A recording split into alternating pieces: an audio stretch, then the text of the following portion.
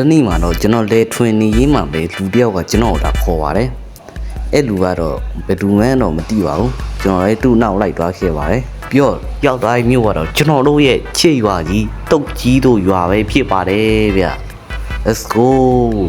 ဒါတော့ကျွန်တော်တို့တုတ်ကြီးတို့ရွာရဲ့မြို့အစ်စ်လေးပဲဖြစ်ပါတယ်ဗျ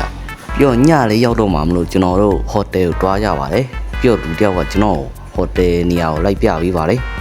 ကျွန်တော်လည်းအခန်းတိုကင်ယူပြီးဟိုတယ်ခန်းထဲကိုစမ်းဝင်มาတော့တယ်ဟိုတယ်ကတော့ရှယ်မိုက်ပါတယ်ညလေးရောက်တော့မှမလို့ကျွန်တော်လည်းအိယာဝင်လိုက်ပါတယ်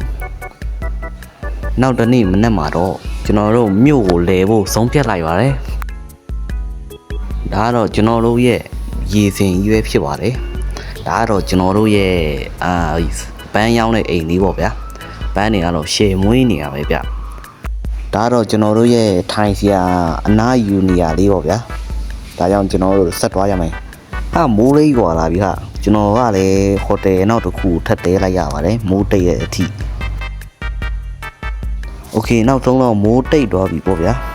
ကျွန်တော်တို့စီးဝယ်ထွက်ရအောင်ဗျ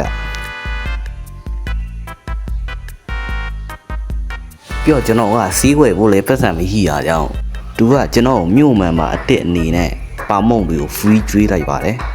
ကျွန်တော်ကလည်းအထူး special ကျေးဇူးတင်လိုက်ပါတယ်ဗျဒါတော့ကျွန်တော်တို့ရဲ့ကမ္ဘာနာမည်အကြီးဆုံး Hollywood ပဲဖြစ်ပါတယ်ဗျကျွန်တော်တို့ရုပ်ရှင်ရိုက်ခြင်းဒီမြို့မှာရိုက်လို့ရတယ်ဟောဗျာ Hollywood ပဲဖြစ်ပါတယ်ဗျဒါတော့လင်းပြန် Queen ပေါ့ဗျာဒါတော့မဝင်ရလို့ရေးတာကြောင့်ကျွန်တော်တို့မဝင်တော့ပါဘူးဗျာဒါတော့ကျွန်တော်တို့ရဲ့ကျောင်းပဲဖြစ်ပါတယ်ဗျ Let's go ကျွန်တော်ဝင်ကြည့်လိုက်ရအောင်ကျောင်းထဲမှာတော့စပွဲခုံတွေပြည့်နေရှိနေပါတယ်အဲကြောင့်ကျွန်တော်တို့နောက်တနေရာကိုထပ်သွားကြမယ်ပေါ့ဗျာ